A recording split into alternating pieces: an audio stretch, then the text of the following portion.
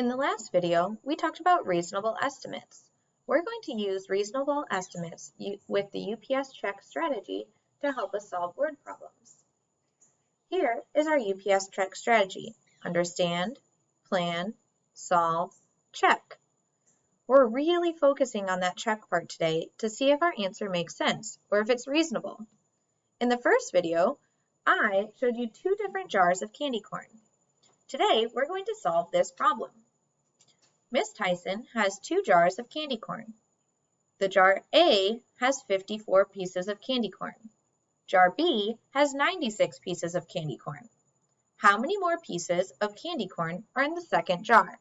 So I'm going to be looking at these two jars that are shown on the screen here, jar A and jar B. Those are the two I showed you in the other video. We're going to be using the UPS check model to help us solve this, and then we're going to go back to step 4 and really check our answer. Let's look at this here.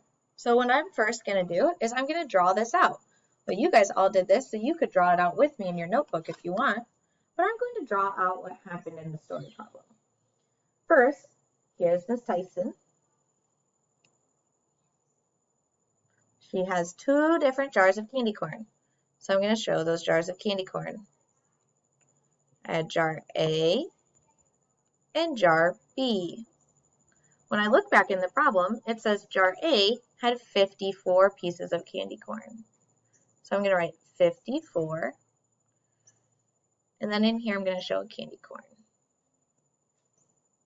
Jar B had 96 pieces of candy corn. How many pieces of candy corn?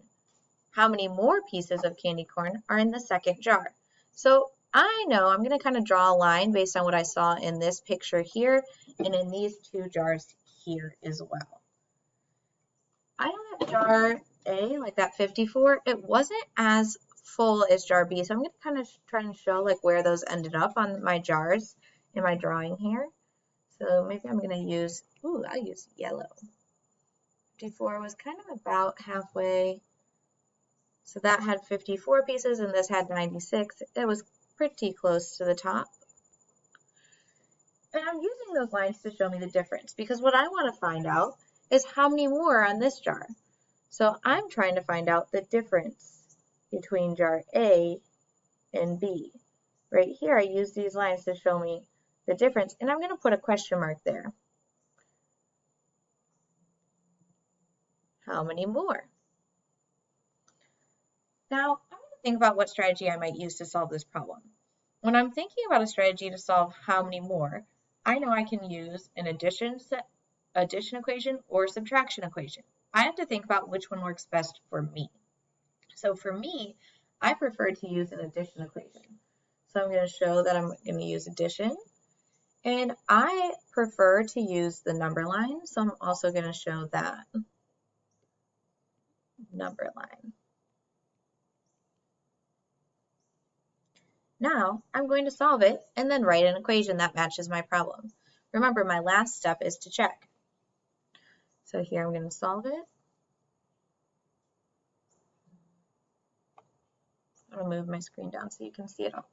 Okay. I'm going to draw an open number line, and I'm going to start at 54, and I'm going to add up to 96. Well, if I skip count by tens, I know I can probably get pretty close to 96. Skip count with me. I add 10, 64, add another 10, 74, add another 10, 84, add 10 more, 94. Ooh, now I'm super close. If I added 10 more, I'd end up at 104. So now I'm going to count by ones to get to 96.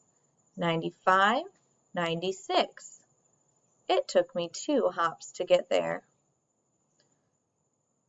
I'm going to make sure that my number line is labeled because I said it out loud, but I didn't label it. So now I see I dropped 10, 20, 30, 40, 42. So my answer is 42. Now I'm going to write my equation. 54 plus 42 equals 96. Making sure to put a box around my missing number, 42.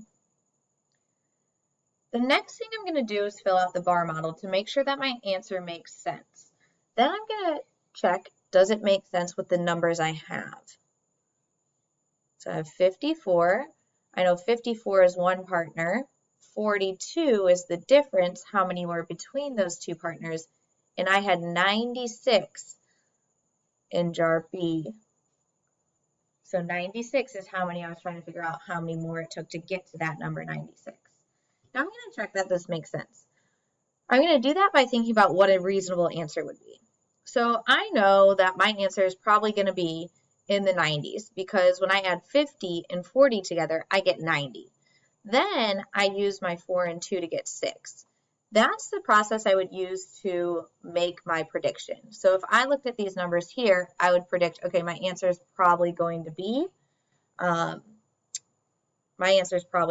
40 because I know, or maybe a number in the 30s, because I know that 96 is about 4 groups away from 10. In my brain, I might be picturing the number 54 and how many groups of 10 it would take to get to 96. When you're looking at problems like this, you want to check that it makes sense. So I know that if, like, for example, I added 50 and 50, that would be 100, so 50 would be too high. So I know my number would be less than 50.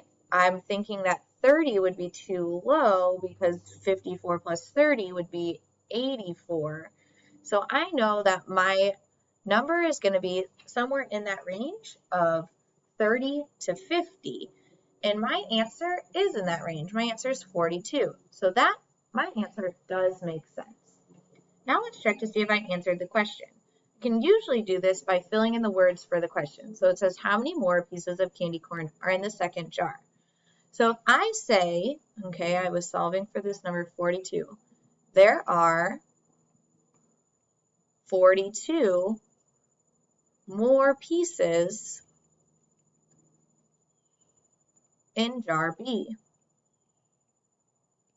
That answers this question right here. How many more pieces of candy corn are in the second jar? I can usually figure that out by crossing out those question words here, like how many, and then filling in my sentence with it. There are 42 more pieces in jar B, in that second jar. Today, we used reasonable estimates to make predictions about what the answers might be and to check our work. We followed the UPS check strategy and really focused on step number 4, checking your work. When you go to do your assignment tomorrow, I want you to really dig into checking your work and thinking about if your answer is reasonable.